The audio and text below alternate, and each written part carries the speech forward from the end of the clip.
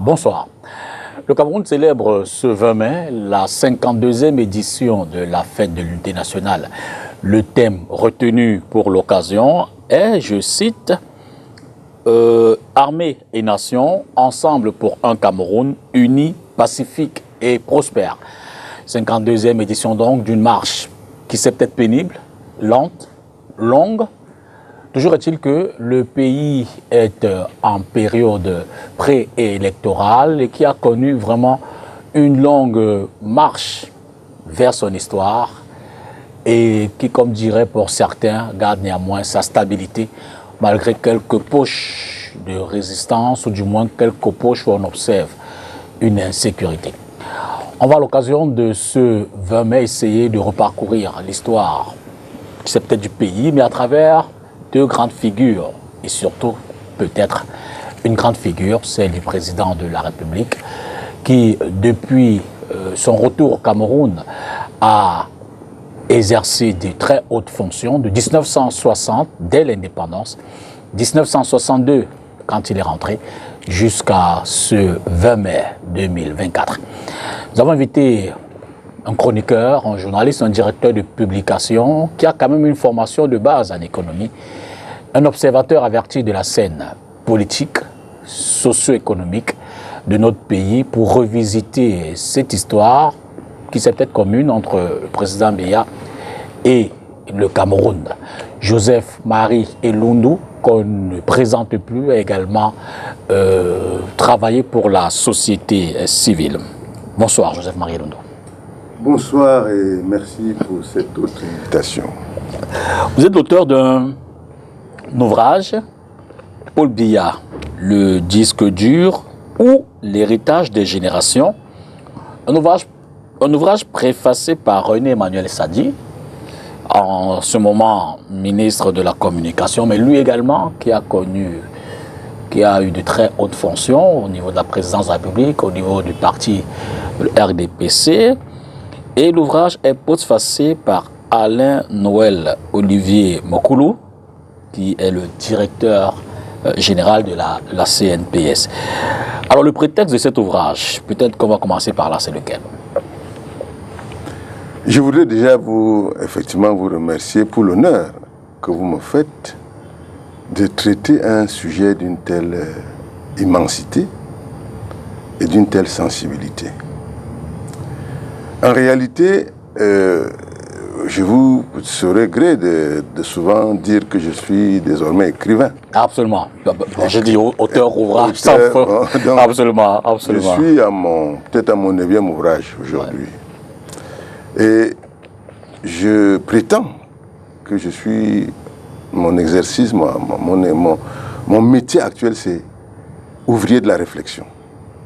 Parce que je pense que ça manque un peu. Il y a quelques vides en cette matière dans notre pays. Et je me suis dit, il ne suffisait pas de réfléchir. Encore fallait-il peut-être inscrire ça sur du marbre. Et vous savez, les livres, c'est un peu du marbre. Absolument. Et afin que ceux qui pourront, c'est vrai qu'on dit que lorsque vous voulez cacher une chose noire, il faut le mettre dans un livre. Je ne crois pas en ça parce que je pense qu'il y a beaucoup de chez nous, nous lisons beaucoup. Il faut absolument que nous marquions, tous ceux qui se disent intellectuels, docteurs, agrégés et tout, que nous marquions nos passages en écrivant l'histoire du Cameroun. Parce que l'une de nos faiblesses, justement, c'est que les autres ont écrit notre histoire. Et ils ont écrit ce qu'ils voulaient écrire.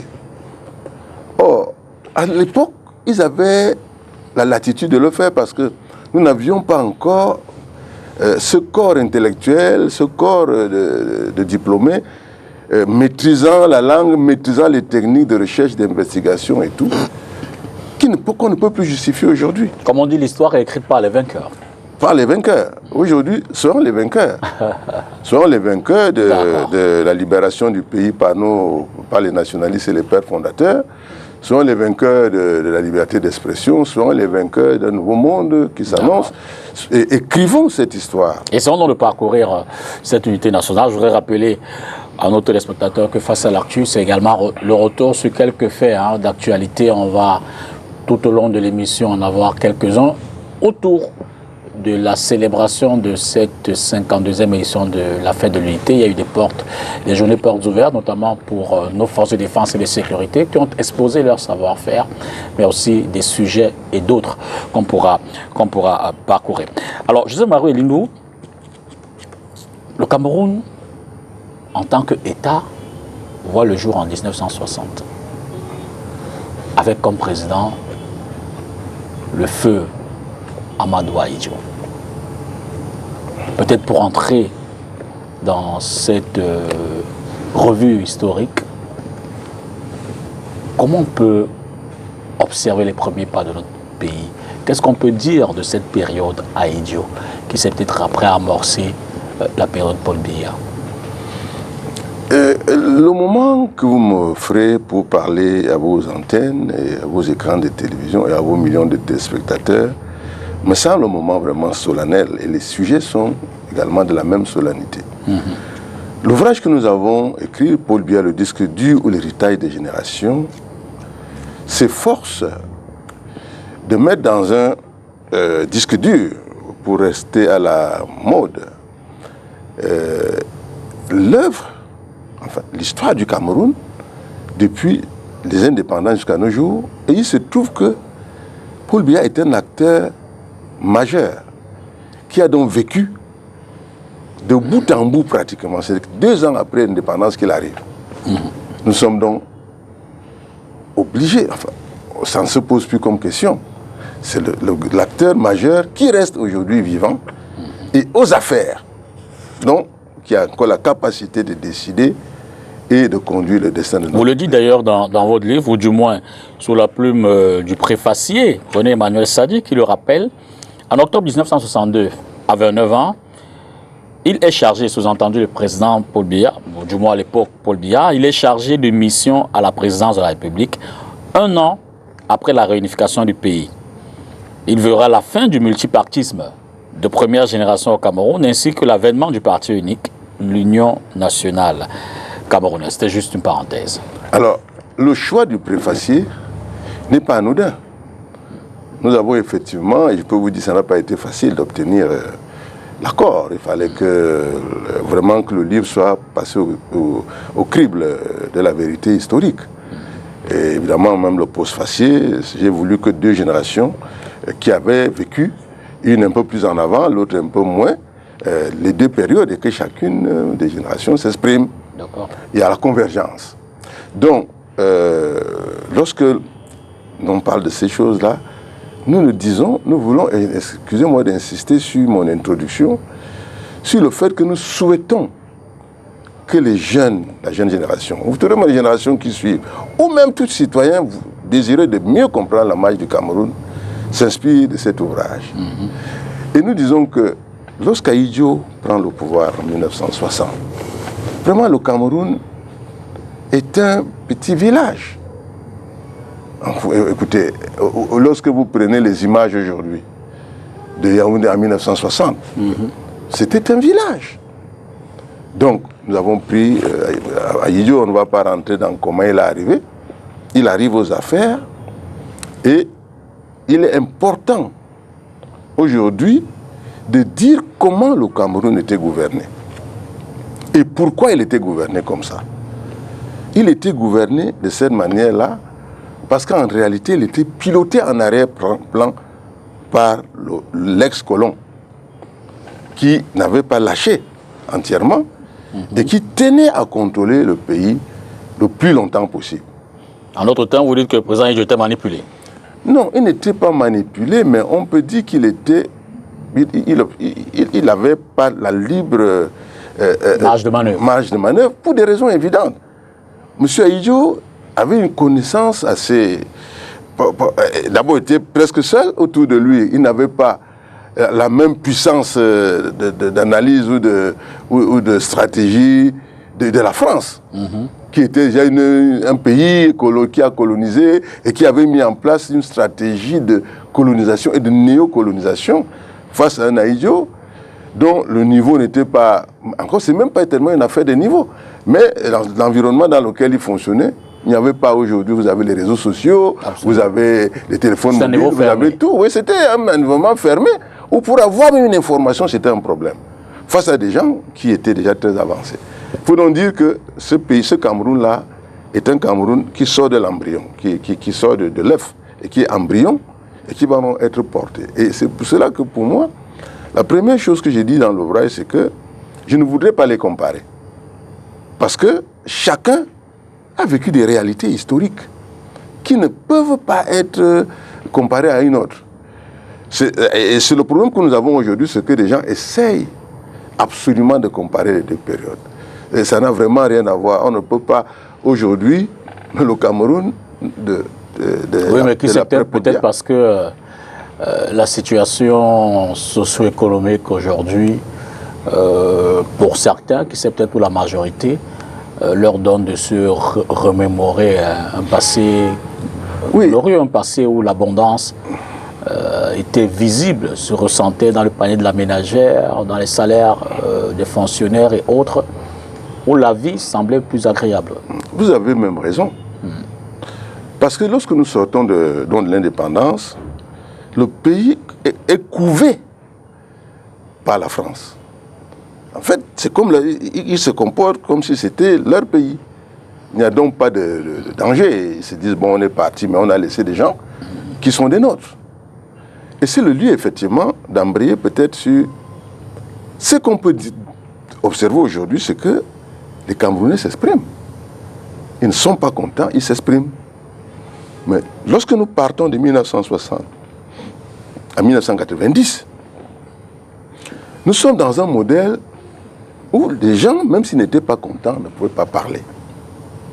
Et ceux qui parlent du régime Ahidjo aujourd'hui sont très peu nombreux à l'avoir expérimenté. Vous voyez des enfants qui n'ont jamais vu Ahidjo, ni même vécu son époque qui en parlent. Parce qu'on le leur a dit. Mais ce n'était pas forcément, ma foi, le Pérou. Vous savez, quand on devait vous envoyer, quand vos parents voulaient vous punir, on vous envoyait à Bertoua. On appelait Bertoua Beyrouth. C'est-à-dire quand on vous envoie là-bas, c'est qu'on vous envoie à Perpète. Il n'y avait pas de route.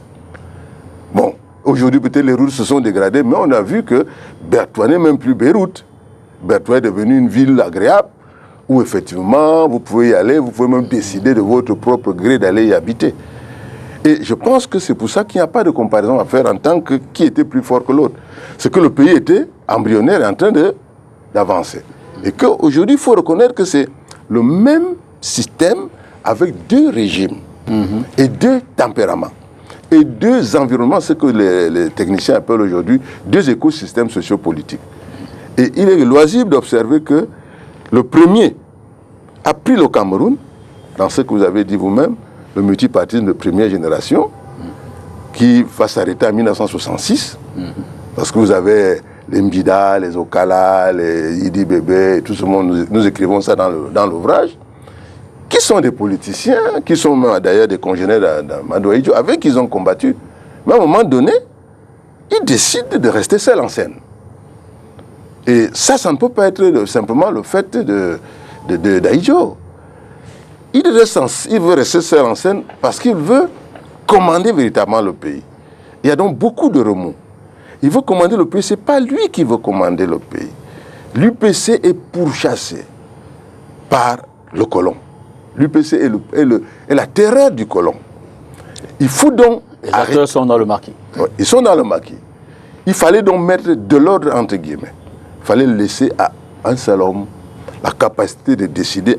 Pendant ce temps, il ne détenait pas complètement les manettes de cette décision. C'était en fonction des intérêts. En réalité, vous voulez justifier quoi là, le retour au parti unique? Oui, l'arrivée du parti unique. Et vous remarquerez que ce n'est pas seulement le cas du Cameroun. Tous les pays francophones subissent à peu près le même schéma. C'est-à-dire que la période des indépendances a été marquée par la période où les nationalistes avaient dit non. Dans plusieurs pays, à la Guinée, partout. Et les pays donc, qui commençaient à s'agiter, le colon a mis en place un système, à l'époque, qui consistait à donner le pouvoir. Tout le pouvoir à une seule personne, à un seul régime, à un seul parti. Et il fallait donc pour cela mater les autres. Pour les plus difficiles comme l'UPC, on avait suspendu son parti. Certains ont été arrêtés en prison au Kalacha à la Bafoussam, c'est pas moi, Mbida, je crois, à Mantoum, Yidi Bébé à Yoko, et ils étaient nombreux, n'est-ce pas, à se faire prendre. Il y avait même des départements qui étaient complètement sous état d'urgence. La Léquier, dont je suis originaire, a été sous état d'urgence, et toutes les zones d'où venaient les chefs de tendance politique étaient sous haute surveillance. Et qui finançait tout ça? C'est l'ex-colon qui finançait ça pour maîtriser l'ensemble du territoire. C'est l'ex-colon qui ira plus loin en faisant que l'on arrête le modèle fédéral. C'est vrai qu'il y a eu deux choses là-dedans. Le modèle fédéral a plu, le modèle unitaire dont nous allons parler, a plu aux frères anglophones, à ceux qui étaient aux affaires à l'époque, à cause du niveau de vie. C'est-à-dire que le niveau de vie du Cameroun oriental était supérieur au niveau de vie du Cameroun occidental. Et il y a même eu des mouvements de grève. Je crois que c'était les instituteurs, les médecins, les infirmiers qui avaient demandé, et d'ailleurs ils avaient eu à l'époque des rappels. Je pense que j'ai eu cette discussion avec l'avocat Keremouna qui était à l'époque déjà, qui est un aîné qui connaît cette situation. Donc, en même temps, donc, la sous-traitance de ça, c'est qu'il fallait que tout le pouvoir central reste à Yaoundé, parce qu'effectivement, par ailleurs, au plan institutionnel, les députés et parlementaires de la zone anglaise ne se laissaient pas compter, parce qu'ils avaient déjà, la plupart venaient, avait l'héritage institutionnel de la Grande-Bretagne, qui était un héritage davantage parlementaire, que l'on connaît à ce jour. Tandis que nous étions dans le jacobinisme de l'autre côté, avec un État central, etc., avec un De Gaulle qui était tout puissant. Il a fallu fondre ces deux systèmes-là dans un régime. Dans un régime. Et c'est comme ça que ça arrive. Évidemment, pour le président Ahidjo, les raisons excipées, c'était le coût généré par la gestion de toutes ces institutions qui, paraît-il, devaient en fait réduire le coût si on met tout en un.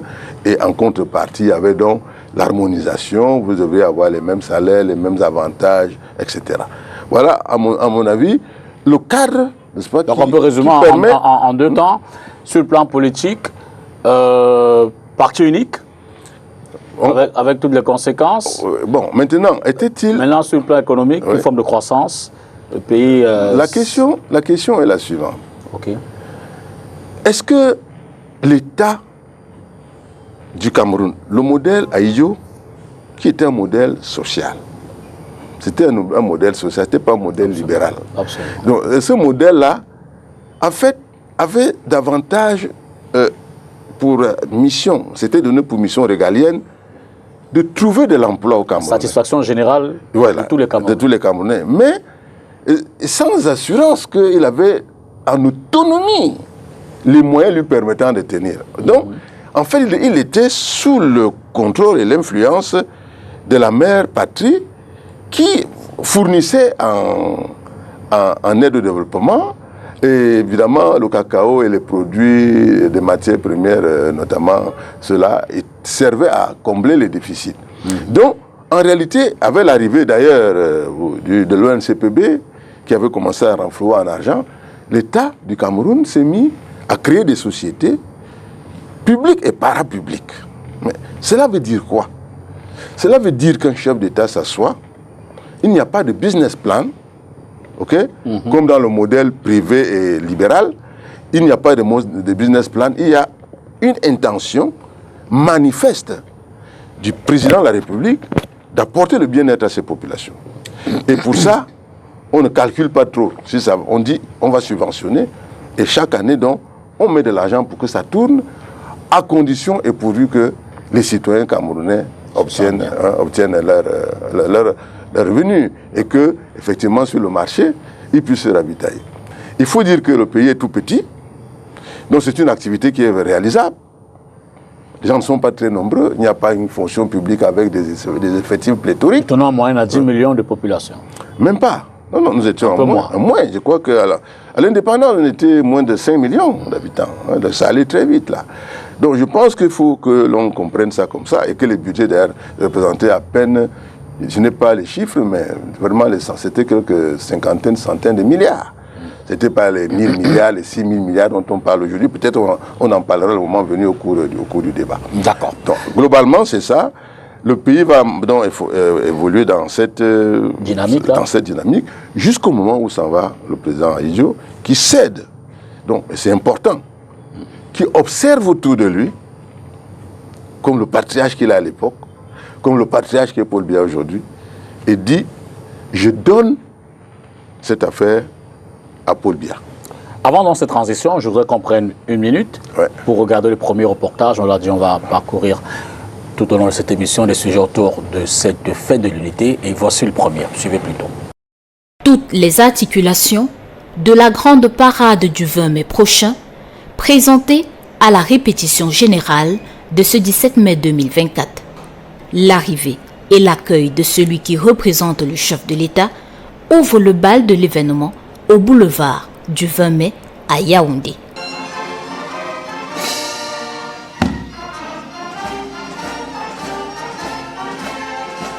Armée et nation, ensemble pour un Cameroun uni, pacifique et prospère, le thème de la 52e édition de la fête nationale est bien peint au cours de la parade qui s'ouvre avec le défilé militaire à pied et motorisé. Après le carrousel, les carrés de la garde présidentielle, de la gendarmerie nationale, du corps des sapeurs-pompiers, de l'école militaire interarmée et des anciens combattants. C'est sous la conduite du commandant des troupes du défilé du 20 mai, le général de brigade Donatien Melingui Nouma. Le pas martial, la discipline et le respect des consignes doivent être au centre de ce moment, rappelle le général de corps d'armée, chef d'état-major des armées, René-Claude Meka. Je vais encore faire des efforts pour que ça se passe en professionnel. Cela veut dire que si on vous dit que dans un carré, la distance et le temps pour les éléments en tête du carré, il faut le respecter. Si on vous dit qu'entre deux carrés, il faut telle ou telle distance, il faut respecter. D'autant plus qu'il y a des repères sur le terrain. Innovation de cette année, la présence des troupes venues de la Guinée équatoriale voisine.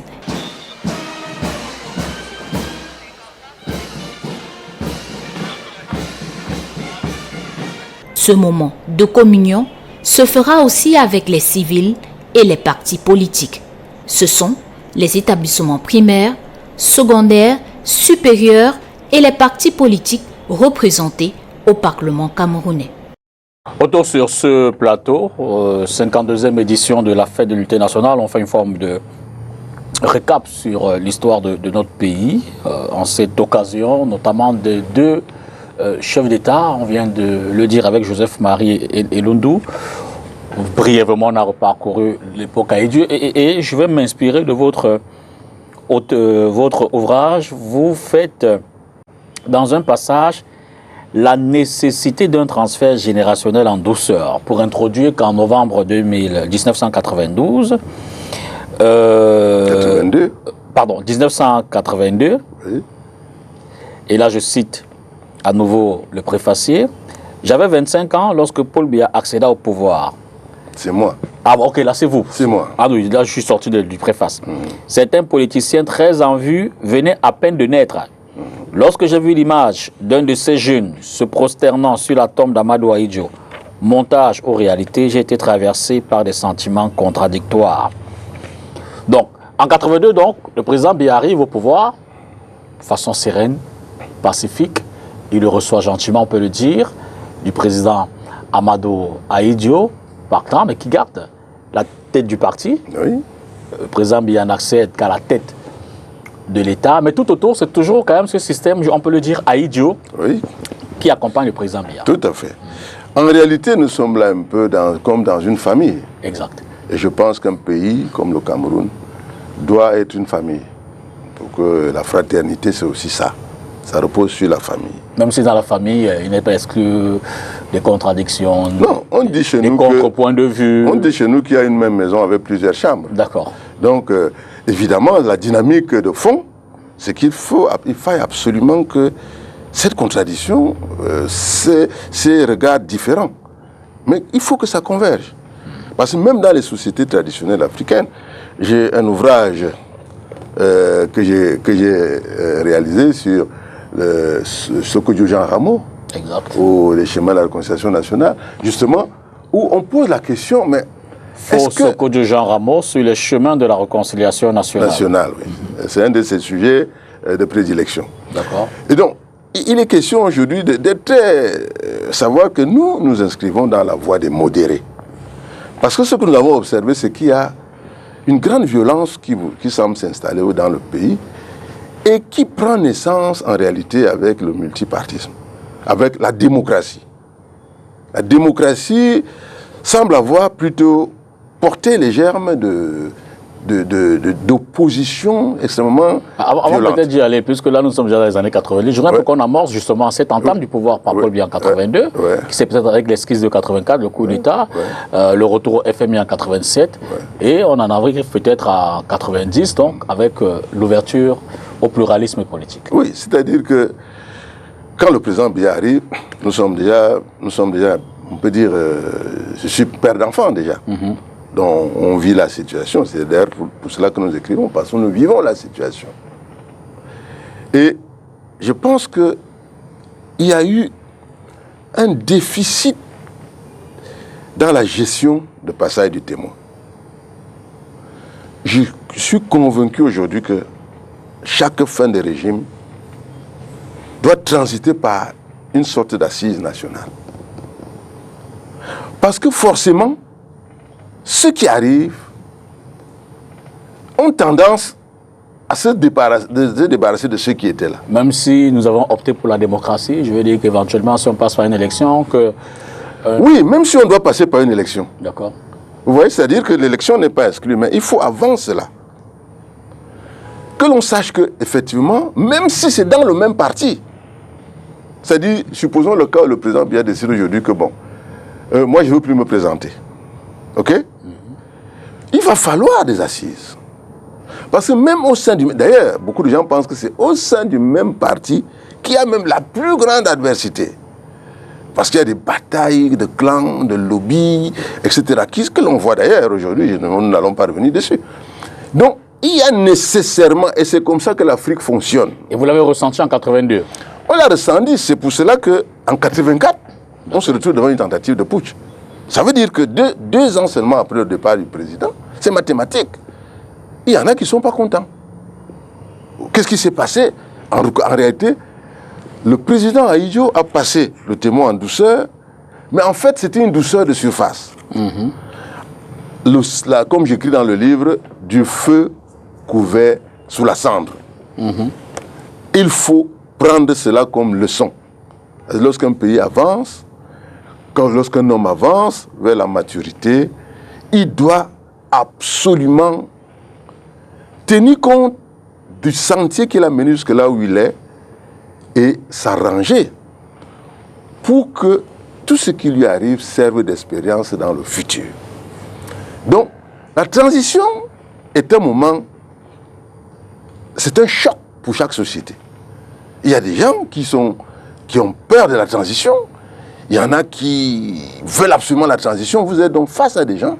Et plus tard, parfois, on se retrouve avec des situations ingouvernables. Parce qu'effectivement... Avec du recul, avez-vous le sentiment que le président a bien managé après coup d'État, cette période-là? C'est-à-dire qu'il y a eu coup d'État, on a arrêté un certain nombre de personnes, le président Ahidjo allé en exil, certains caciques de l'ancien régime sont retrouvés hors du pays, pour ceux qui n'ont pas été arrêtés.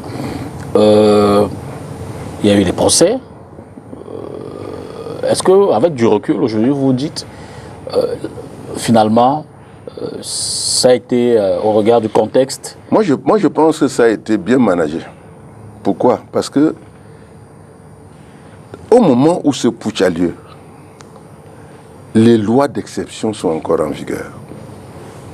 C'est-à-dire qu'à la limite, c'était une période où le président pouvait s'appuyer sur des lois pour sévir très durement. C'est-à-dire on aurait pu dire, bon, vous êtes tous originaires de tel endroit, qui avait tenté le coup d'État, on vous met d'abord dans des situations d'état d'urgence. C'est-à-dire que moi j'ai vu, il y avait déjà une souplesse qui s'installait. Mais une chose est certaine, des gens ont pris les armes. Exact. Et sur le plan politique, stratégique, institutionnel, vous ne pouvez pas être un chef d'État. On vous loupe dans un attentat, une tentative de putsch, et vous faites comme s'il n'y avait rien eu. Il y a eu une rupture qui s'est achevée par cette dramatique situation où des Camerounais ont tué sur d'autres Camerounais, où des Camerounais ont occasionné que du sang coule. Il y avait quelque chose à faire. Mais je pense que, toujours dans le sens de l'Africain et du Bantou, il y a toujours quelque chose à faire après ça. C'est s'entendre. Parce qu'il ne faut jamais perdre de vue que nous sommes dans la construction de l'État-nation. D'accord. Ça veut dire quoi pour ceux qui nous écoutent? Ça veut dire que chacune de nos communautés est une petite nation. Il y a la nation Sawa, il y a la nation Béti, il y a la nation peut-être Fambéti. Là, vous mettez en valeur le libéralisme communautaire de Cabral Libye? Non, je vous dis que au départ, nous sommes des nations. Notre objectif en tant qu'État, comme nous voulons faire l'unité, c'est d'aplanir et de faire en sorte que les nations-là ne deviennent pas des obstacles. Mais qu'on ne vous enlève pas votre qualité de Sawa, mais que vous soyez un citoyen camerounais. Et que lorsqu'un citoyen camerounais qui s'appelle Sawa regarde un citoyen camerounais qui s'appelle Mundang en situation, qu'il sente que c'est un frère qui a des problèmes. Et ça se sent quand on est hors du Cameroun.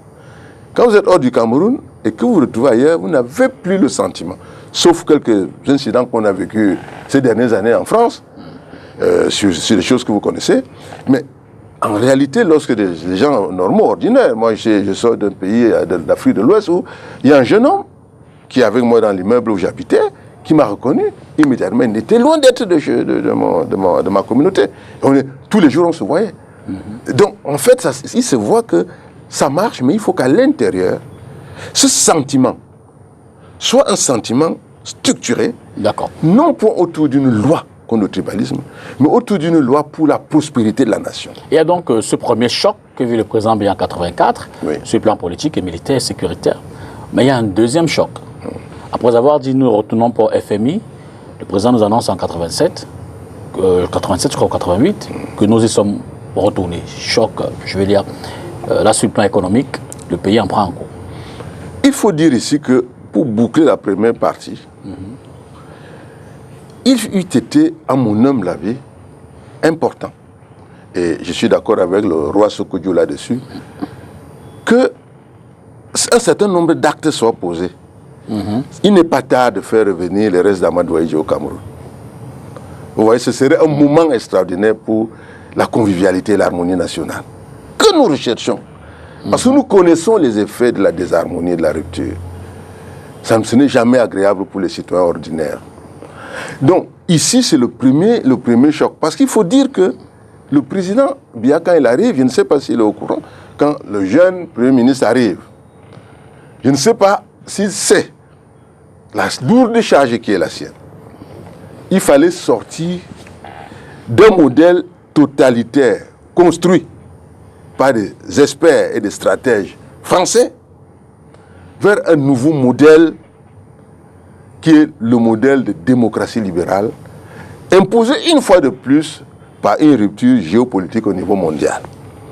Et cela, attention, il faut donc qu'on comprenne très bien que ce qui se passe au moment où la crise qui frappe le Cameroun n'est pas anodin. En septembre 1988, on retourne au FMI. Ce n'est pas anodin. Avec un plan d'ajustement structurel. En réalité, ce qui se passe, c'est que ce qu'il appelle souvent le complot international décide donc que, comme nous voyons que l'Union des républiques socialistes soviétiques, son idéologie est morte, ou tout au moins est laminée complètement, l'URSS elle-même est en délabrement total, les États, chacun réclame son indépendance, et l'URSS se bat plutôt pour que la Russie continue à exister, à être un pays qui compte dans l'échiquier mondial.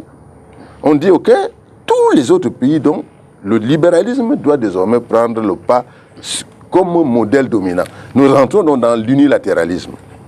Et c'est très important de le dire ici. Ce n'est pas anodin. Il y a donc un travail qui va être fait, c'est qu'on va couper l'aide au développement, qui était, aujourd'hui, on peut le dire, un droit. Parce que les comptes d'opération existaient déjà. On aurait pu, au regard de ce que nous étions en crise, dire, OK, comme vous n'avez pas d'argent pour fonctionner, nous, la France, qui détenons vos devises, nous pouvons vous faire des avances. Mais non, on a coupé l'aide au développement. On a joué, les spéculateurs ont joué sur les coûts des matières. Le pétrole, on n'était pas encore particulièrement producteur. Les coûts des matières ont chuté brutalement. Et l'État se retrouvait sans argent. Un État qui semblait fier de lui se retrouve sans argent. On lui dit, la seule chose, d'ailleurs, il y a un chef d'État allemand, je crois, qui était venu au Cameroun, c'est qu'il a laissé, c'est l'aéroport international de Yaoundé. Mais il a dit à l'État du Cameroun, allez vers le Fonds monétaire. Et il y avait, ceux qui se rappellent de cette époque, savaient que, sans qu'on ne comprenne trop pourquoi, les sociétés ont commencé à fermer. Donc toutes ces sociétés qui vivaient de subventions de l'État se sont mises à fermer les portes. Ok, l'État. Vous savez que l'opposition joue un beau rôle de parler de malgouvernance justement pour ces questions de. Vous savez, moi je ne pense pas que c'est parti d'une analyse scientifique pour le dire. La malgouvernance, je vous dirai à quel moment elle intervient. D'accord.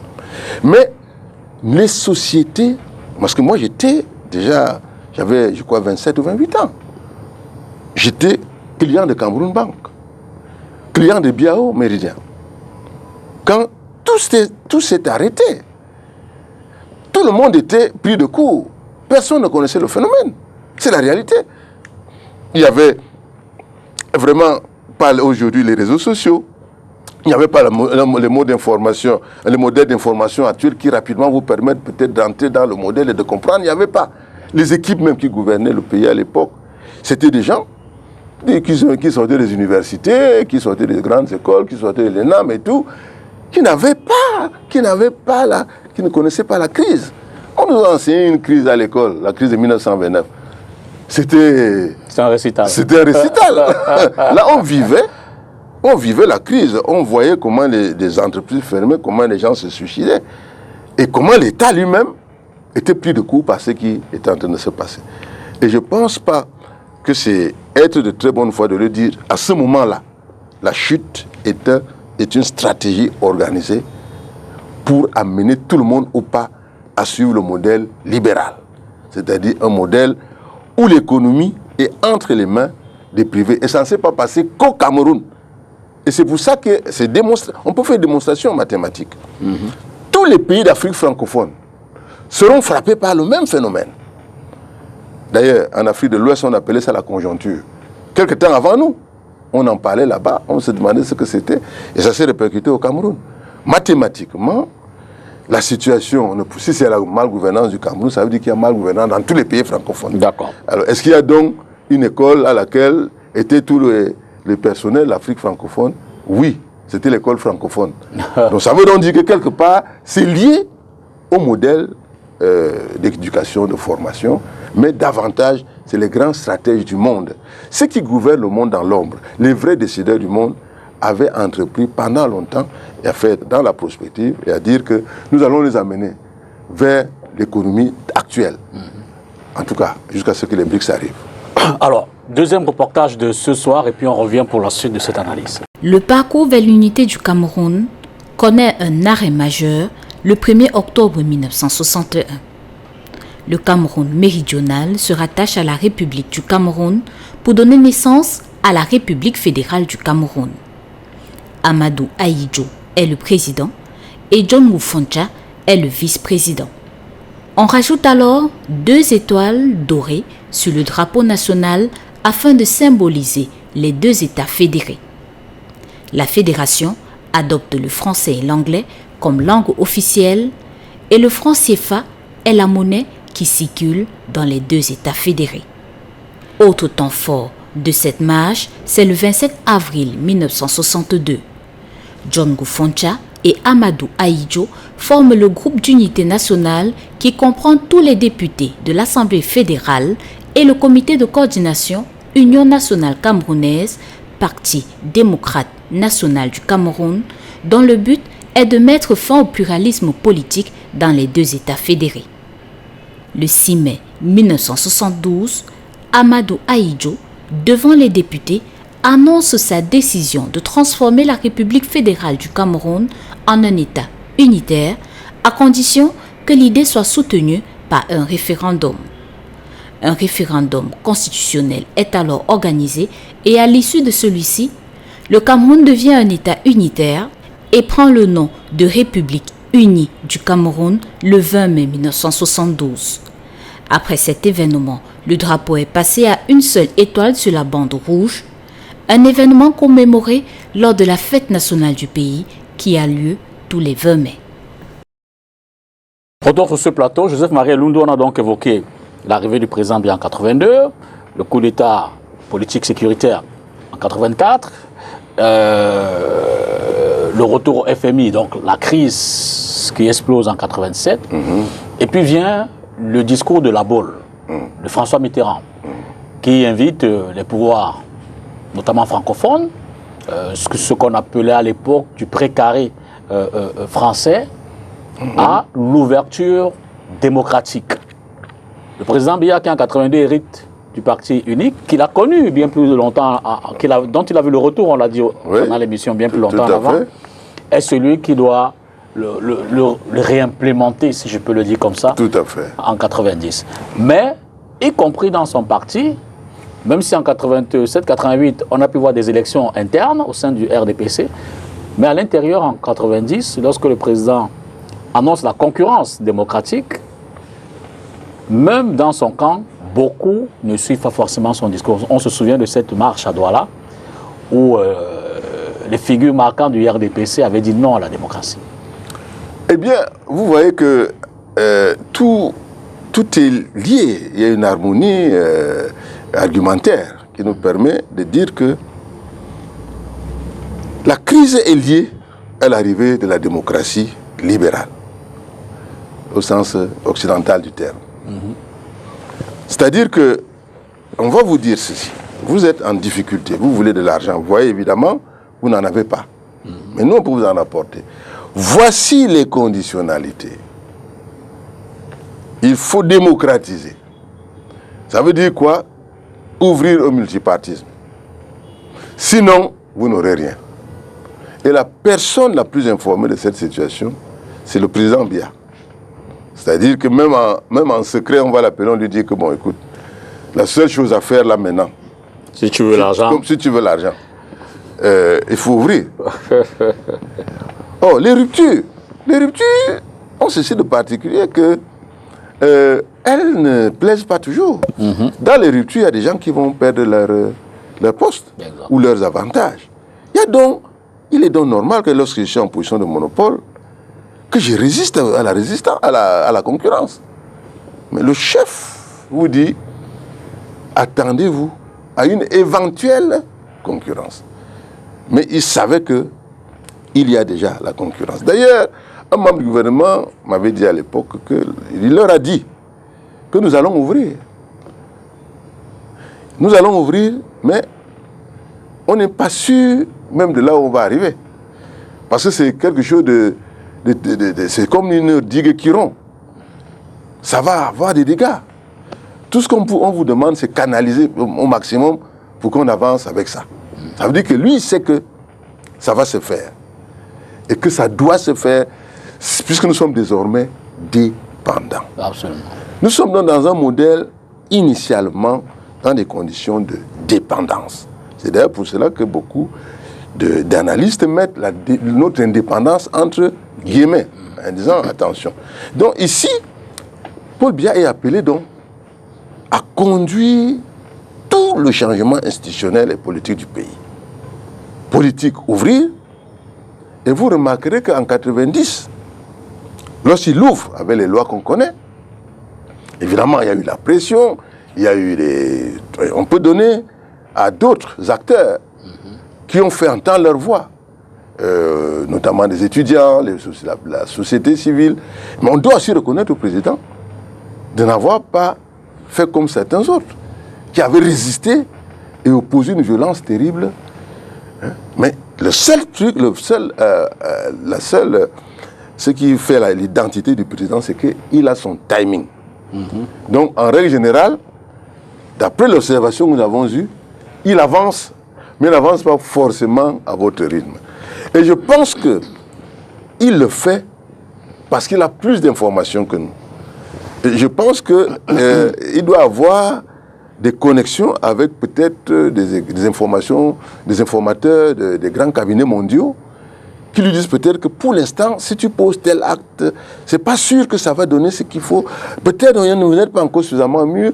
Une expérience que nous avons vue dans tel ou tel pays a donné tel résultat, etc.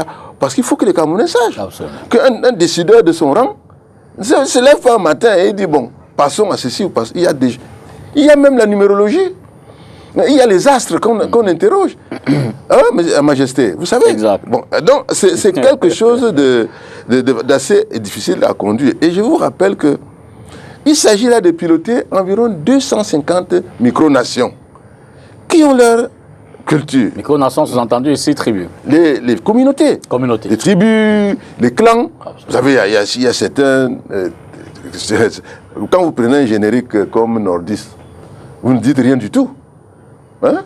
Le Fulbe ne parle pas comme le Munda, ne parle pas comme le... Oui, c'est des gens que nous avons exprès mis dans ce paquet-là par paresse. C'est-à-dire qu'aujourd'hui, l'une des choses à faire, au lieu de dire que le sociologue ne sert à rien, qu'il n'est pas professeur ou qu'il doit être si, il faut que les sociologues, tous les jeunes sociologues, retracent l'identité des Camerounais. Qu'on les mette sur le terrain et qu'on fasse un scanner général et des cultures, et des langues, et des civilisations. Et je me rappelle à l'époque, il y a un ministre qui avait osé, qui avait essayé une affaire sur le patrimoine culturel du Cameroun, ça avait été coupé, c'était le ministre Yono. Ferdinand. Je ne sais pas ce que c'est de la culture. Je ne sais pas si ce projet avait prospéré, comme la plupart on ne finit pas. Il avait demandé, je crois que ça avait même commencé, le patrimoine. Pour que, chaque fois qu'on veut prendre une décision, qu'on interroge le modèle global en ce qu'il a de spécifique par rapport à chacun. C'est pour cela que c'est difficile de gouverner. Parce qu'il fallait donc, maintenant, le modèle économique, il fallait le changer. Et vous posez la question du modèle économique. Le modèle économique, c'est qu'il faut passer d'un modèle où l'État est le patron de l'économie à un modèle où l'État doit se retirer du secteur productif pour laisser la main aux citoyens. C'est aussi ça la liberté. D'accord.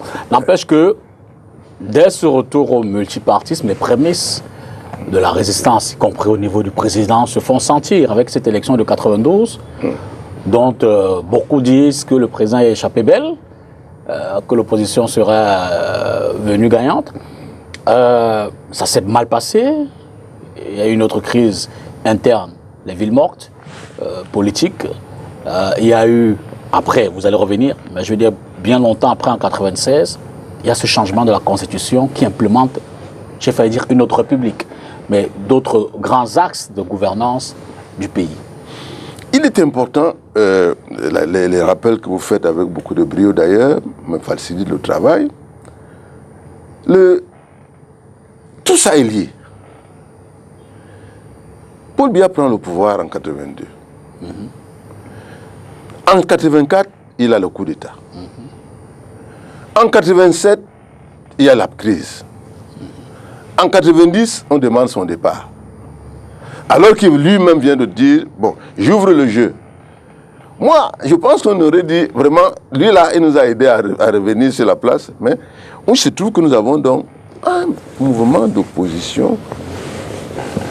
J'aime pas beaucoup le concept d'opposition, mais c'est le cas de le dire. Nous avons eu des mouvements d'opposition, c'est-à-dire non.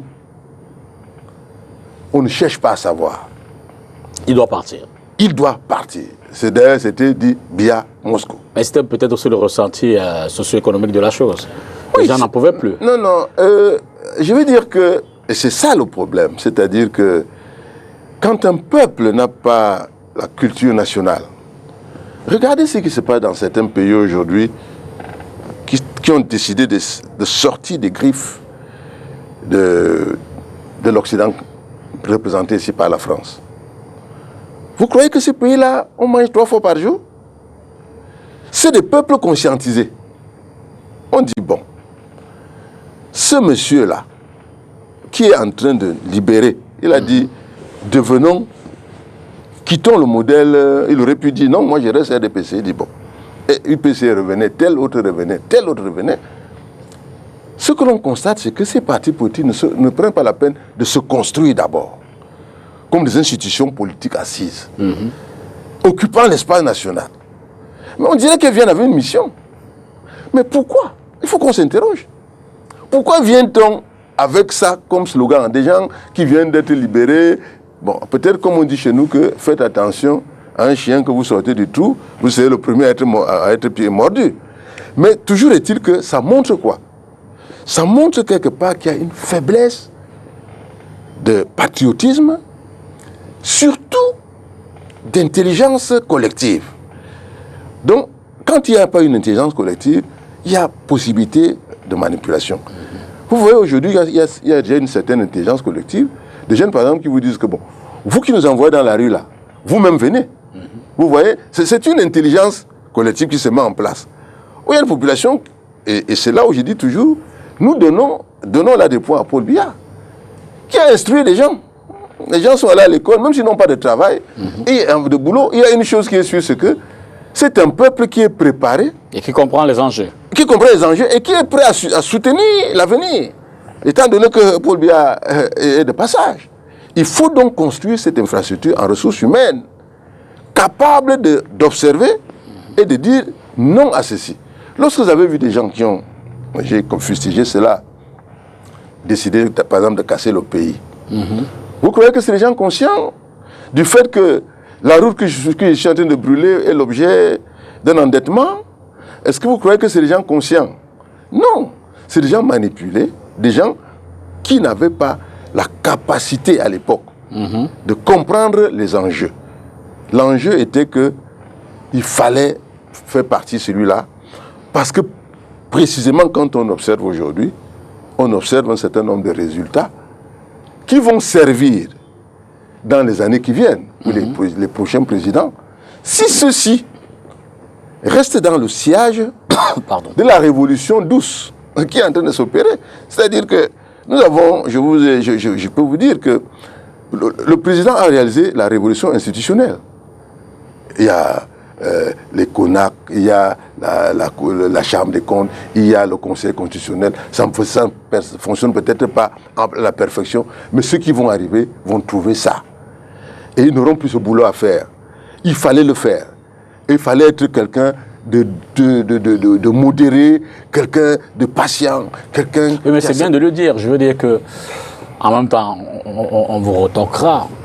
Ça fait quand même 42 ans, le président de la République, Paul Biya. Oui. Ça fait 42 ans qu'il aurait pu avoir le temps, non seulement de mettre ces piliers de l'État en termes d'institutions en place, mais de s'assurer d'un meilleur fonctionnement de cette institution. Aujourd'hui, on est passé 2 fois par là en tant que champion du monde de la corruption, par exemple. On le disait tout à l'heure, nous vivons une inflation. Cette année, en 2024, le prix du carburant a été à nouveau augmenté, après l'année dernière, donc 2 augmentations en 1 an. Le président n'a pas eu tout le temps, en 42 ans. Non, vous voyez, ça c'est vraiment l'analyse que nous entendons, qui n'est pas celle des patriotes. C'est-à-dire que, franchement, si vous enlevez le fait que presque toutes les décennies, le Cameroun a été frappé, est-ce que les gens s'interrogent au moins quel a été l'impact de la crise mondiale sur le Cameroun et sa capacité à décider de manière stratégique et efficace? Vous voyez, parce que pour décider, il faut avoir les moyens de la décision. Il faut dire ça aux gens. Il faut peut-être être en capacité de compréhension des enjeux. Mais d'abord, pour l'État lui-même, qui est affaibli par la crise, et qui vit une crise de 90 à 2006, au point d'achèvement. Les Camerounais semblent oublier qu'au même moment, en 1994, le Cameroun entre en guerre pour la presqu'île de Bakassi. Et que cela coûte cher à l'État. C'est la réalité. Si vous oubliez qu'il y a eu beaucoup d'argent, bien apporté ou mal, mais du fait de cette capacité, de ce Bakassi, de son existence, une partie du territoire était en péril. Il y a sûrement des gens derrière ça qui faisaient leur argent, mais il fallait soutenir ça. Vous avez donc là, en même temps que vous venez de subir la dévaluation du franc CFA, la déflation des effectifs de la fonction publique, la fermeture des sociétés d'État, vous rentrez dans une guerre qui s'appelle Bakassi. Et vous vivez de quoi? Quelles sont les ressources du Cameroun pendant cette période pour survivre? L'endettement. Les apports en faciliter l'ajustement de ceci, faciliter l'ajustement de cela. Le pays n'a aucune autonomie financière en termes de capacité de production. Jusqu'à ce jour, nous avons une balance commerciale déficitaire. Donc, nous sommes dans un pays qui n'est pas en capacité de s'autoconduire de manière efficace. Il faut le dire. Il faut le dire. Vous avez, au sorti de là, pendant ce temps, nous sommes dans les crises politiques. Nous n'avons pas de ressources, pour ainsi dire. Je n'absous personne, hein, parce qu'en même temps, il y a eu spoliation de ces ressources par ailleurs, par les nationaux. Bien sûr. Vous partez de là, vous avez, le Cameroun, c'est 3 conflits armés d'envergure. À ce jour, nous sommes encore dans des conflits armés d'envergure qui bloquent même pratiquement 20% de l'économie du pays. Vous voyez que tout cela n'a pas permis à ce pays de fonctionner avec la plus grande efficacité. Mais si vous observez bien, les institutions ont été mises en place. Donc, au rythme que permettaient les moyens disponibles. Et les moyens disponibles ici, c'est ce qu'on prend à l'étranger, qu'on prend auprès du Fonds monétaire, etc. Qui lui-même, parce que le Fonds monétaire vous dit, nous pouvons vous financer les élections. Nous pouvons vous financer, parce qu'il vous pousse donc vers le modèle, qui est le modèle qu'ils ont choisi pour vous. D'accord. Et bien entendu, les effets donc de cette économie extravertie, une économie pratiquement au moins des bailleurs de fonds, les effets de ça, c'est que vous avez donc le chômage, vous avez les problèmes d'inflation, parce que le pays, il y a quelques années, il y a peut-être 8 ans ou 10 ans, que le pays a lancé des infrastructures, par exemple des grands barrages. Je crois que c'est 90 avec le DSCE. Quel est l'objectif? Le document stratégique pour la croissance et l'emploi. Dans les années... non, c'est en 2010, pardon. 2010. 2010. Vous voyez où l'État commence à penser comment mettre en place une infrastructure de développement. C'est-à-dire qu'entre-temps, monsieur, jusqu'en 2006, à point d'achèvement, nous sommes sous les fourches des bailleurs de fonds qui nous disent ce que nous devons faire. Vous avez entendu parler des affaires des avions. Vous ne pouvez pas acheter un avion. Vous ne pouvez pas faire ci, il faut enlever ça. Il ne faut pas acheter des voitures. Donc, vous n'avez pas l'autonomie de décision. Mais entre-temps, et on va peut-être en parler après le reportage, mais je cite déjà, vous allez vous aborder ce qu'on appelle un peu la crise citoyenne et morale. Vous l'avez sommairement effleuré. Ouais. Sous le régime de Biya, je crois qu'on n'a pas connu pire que ces détournements qu'on observe, les caciques du pouvoir dans les prisons aujourd'hui pour détournement de fonds publics, corruption et autres, des centaines de milliards. Mais on en parle, je vous le suggère, juste après cet autre reportage. Cour principale des services du gouverneur de la région du Littoral. Ce 15 mai 2024, il n'est pas encore 8 heures. Comme dans une cour d'école ou de lycée un lundi matin à la cérémonie de levée de couleurs, ils sont rassemblés et les postures dénotent de l'importance de ce qui va suivre. D'ailleurs, c'est le moment. Silence de cimetière, une seule voix se fait entendre.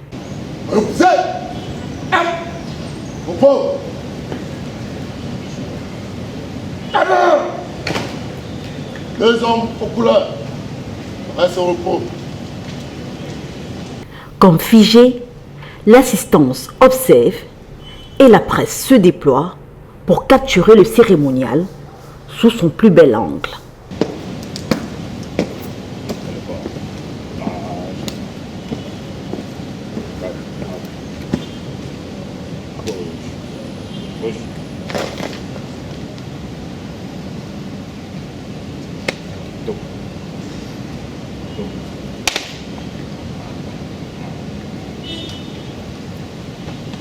Dans les airs, le drapeau flotte enfin.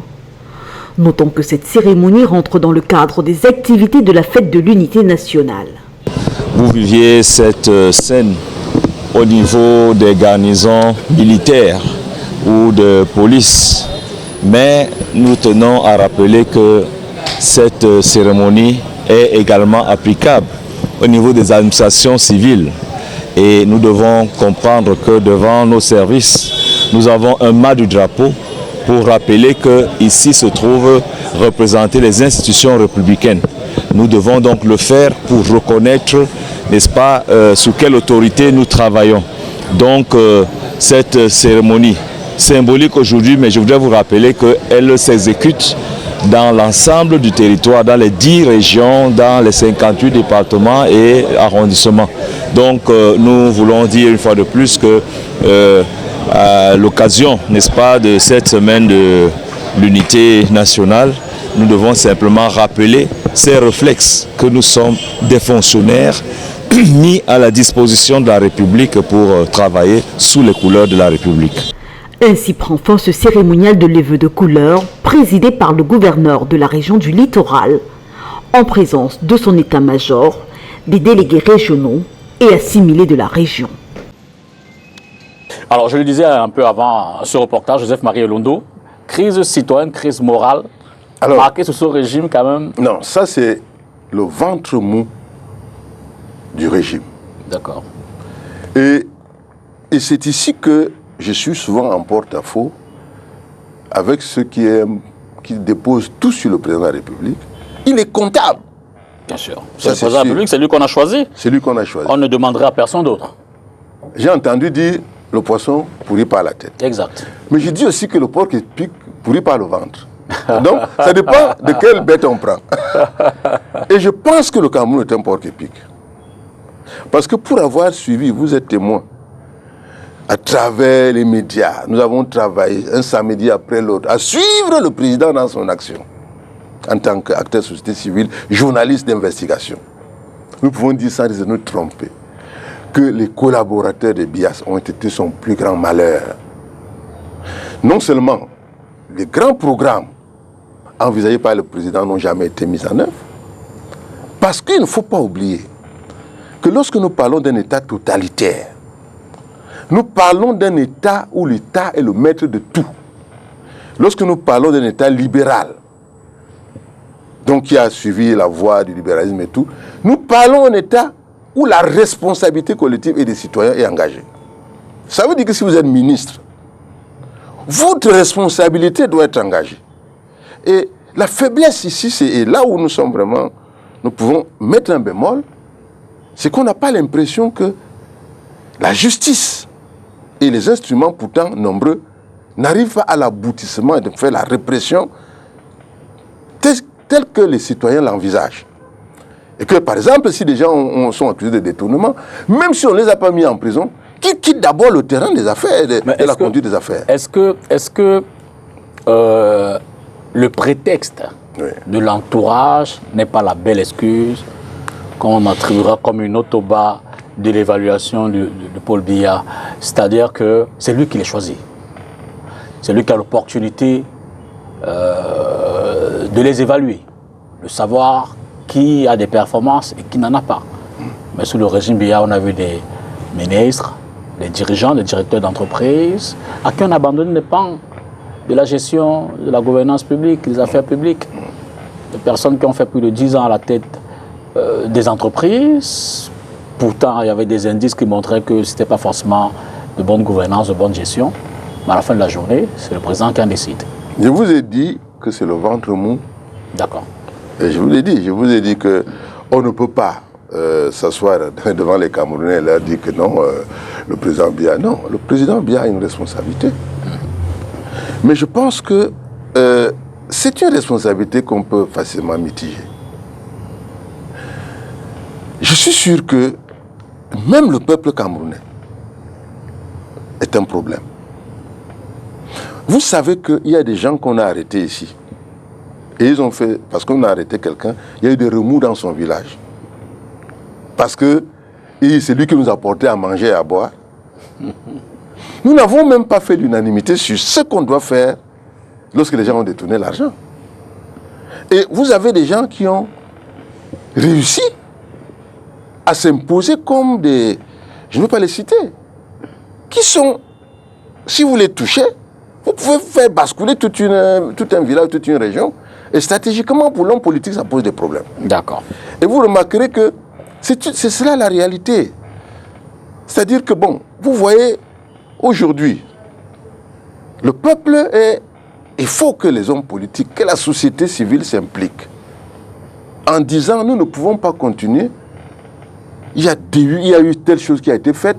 Même si vous êtes persécuté, vous dites, vraiment, Monsieur le Président de la République, ça ne peut plus se faire parce que. Oh, observez votre peuple.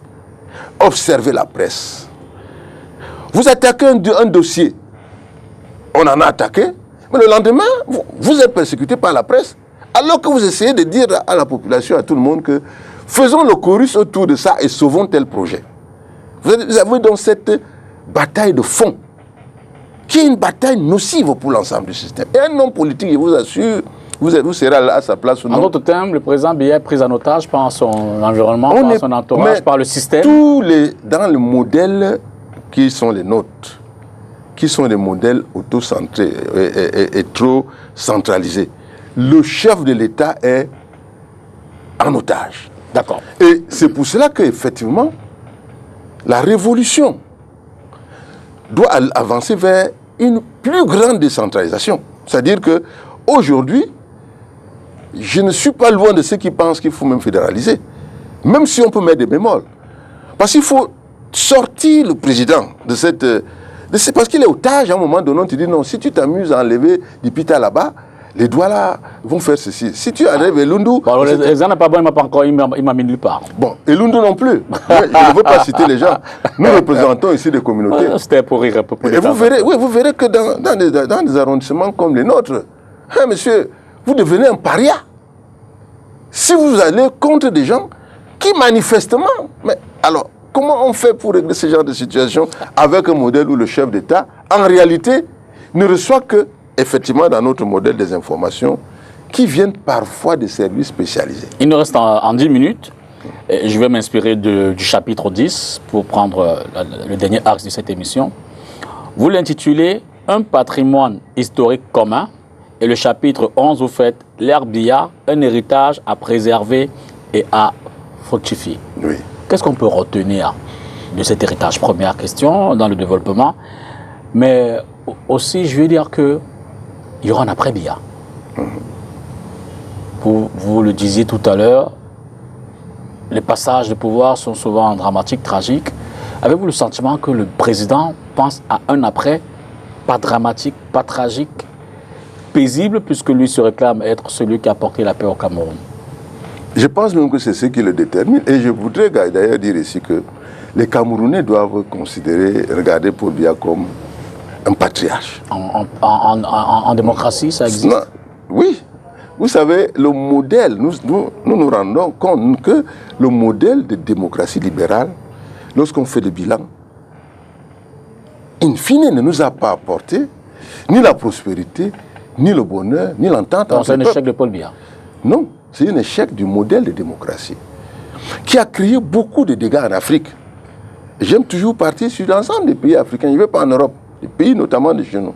Ça a créé beaucoup de haine, beaucoup de morts, beaucoup de violence. Et on a un besoin, aujourd'hui, de recodifier complètement. Et le modèle actuel est un modèle qui ne nous donne pas la certitude que sa transition va être différente de l'autre.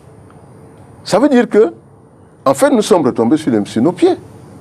Il est question aujourd'hui de dire que le président actuel, le président Biya, que je sur qui reposera une situation de chaos, ou encore qui aura les lauriers d'une situation généreuse, je ne pense pas qu'il puisse être indifférent à ce que nous disons. Que les Camerounais se rendent compte que le monde aujourd'hui est en train de prendre une nouvelle tournure.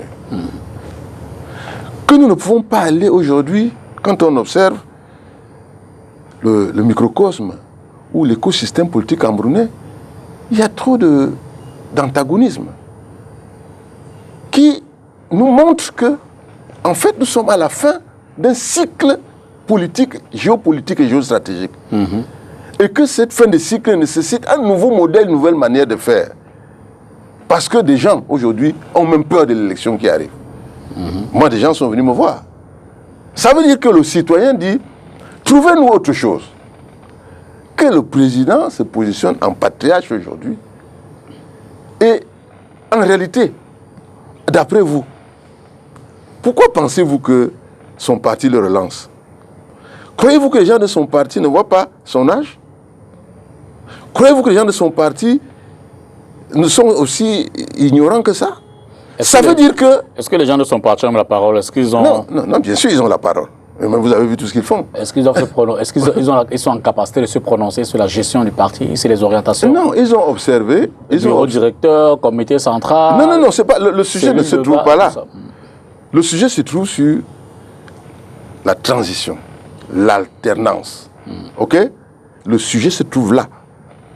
Et ça, lorsque vous observez le comportement de ce parti et de ses agissements, on voit bien qu'eux-mêmes n'ont pas encore, ils n'ont pas le consensus.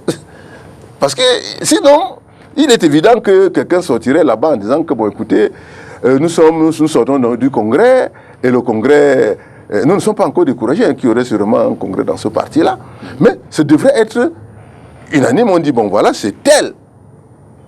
Or, si on continue à nous lancer Paul Biya sur la scène, ça veut dire qu'eux-mêmes à l'intérieur de ce parti-là sont conscients qu'il reste l'élément du consensus national à leur niveau, et que comme c'est quand même le parti dominant qui tient absolument les rênes du pays, il y a vraiment lieu de...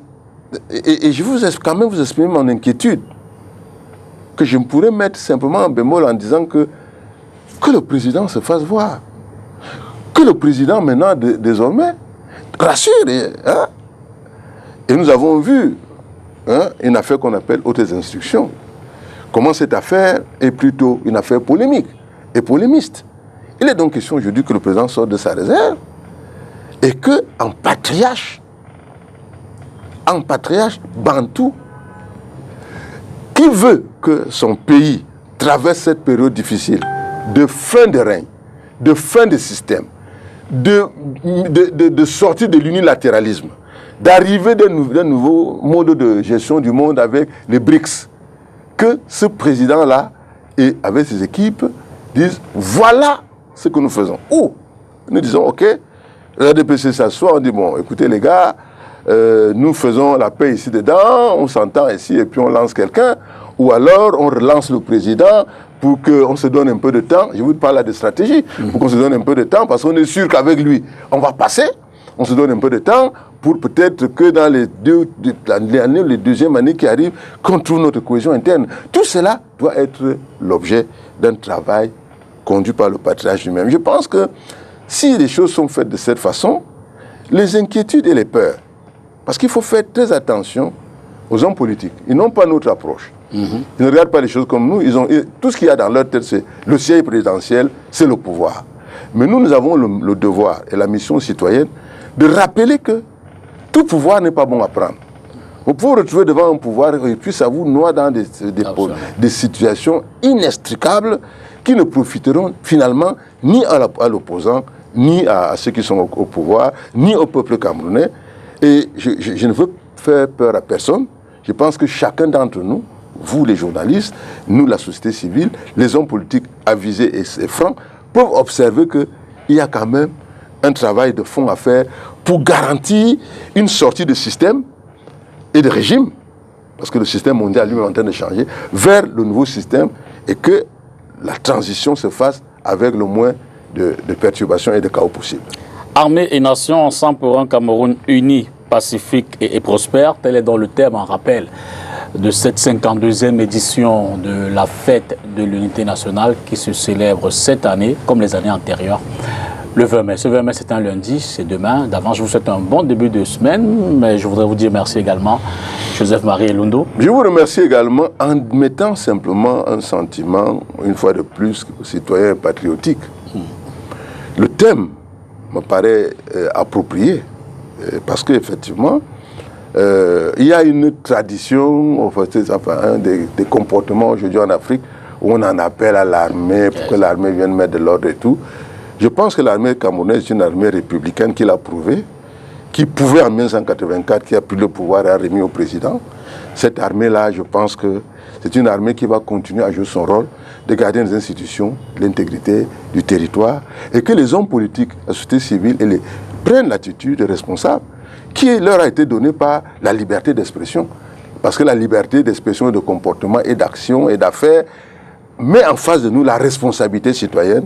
Et nous sommes donc les citoyens appelés à contribuer de toutes les manières possibles, paisibles surtout, à la marche du pays vers la prospérité. Merci infiniment, merci à vous à la maison également. Bonsoir et à dimanche prochain pour une autre édition de Face à l'actu.